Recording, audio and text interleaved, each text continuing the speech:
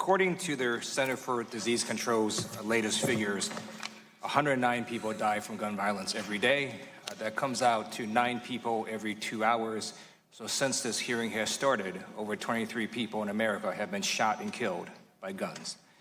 And no community is immune from gun violence. In my hometown of Torrance, 1 month ago, 3 people were killed at a bowling alley.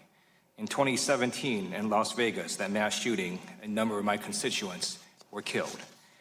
It does not have to be this way. And all of us are entitled to our opinions. I thank many of you here in this room for your advocacy and for the witnesses for being here. But when we legislate, we should do it on facts. So I'm just going to talk about some studies and then put them into the record. In 2018, researchers at Johns Hopkins University and UC Davis published a study called Association Between Firearm Laws and Homicide in Urban Counties, where they found that right to carry and stand your ground laws are associated with increases in firearm homicide, while permit to purchase laws and those prohibiting individuals convicted of violent misdemeanors have been associated with decreases in firearm homicide. Second study, in 2014, researchers at Johns Hopkins University published Effects of the Repeal of Missouri's Handgun Purchaser Licensing Law on Homicides. They found that the repeal of Missouri's permit to purchase law was associated with a 25% increase in firearm homicides. In 2018, researchers at New York Presbyterian Weill Cornell Medical Center published a study where they found that strong state firearm policies were associated with lower homicide rates, and strong interstate policies were also associated with lower homicide rates. They also found that strong firearm policies were associated with lower suicide rates as well. And then in 2017, researchers at Duke University did a study where they analyzed Connecticut's extreme risk law and found that for every 10 to 20 risk warrants issued, 1 suicide was prevented. I would like to enter these into the record with unanimous consent. Without objection, the documents will be entered into the record. I do note that some of these studies do mention suicide. And if you look at the overwhelming number of gun deaths, they occur because of suicide. 3 in 5 gun deaths are a result of suicide. And my first question is to Dr. Saccharin. Wanted to see if you had any ideas or solutions how we could better address the number of people being killed by suicide by gun.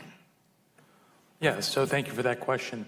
When you look at suicides, and it's important when we're looking at deaths in general to really break up these different populations, because actually suicide deaths are primarily an older white male.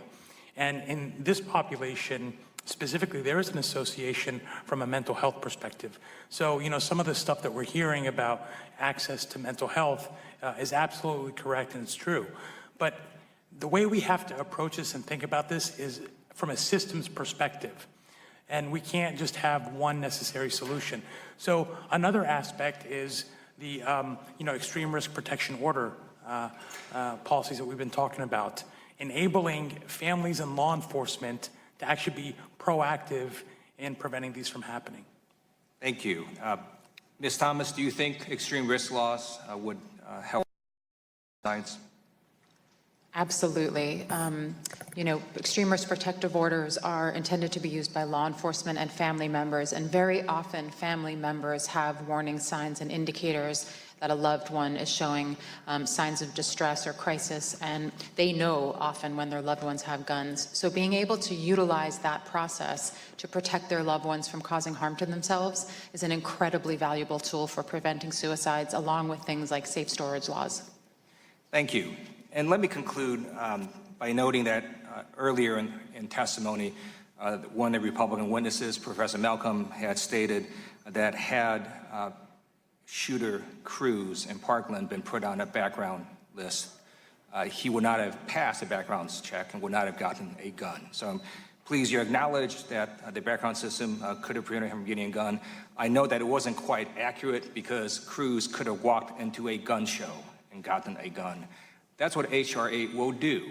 It will prevent people from doing that. So I look forward to your support of H.R. 8. And with that, I yield back.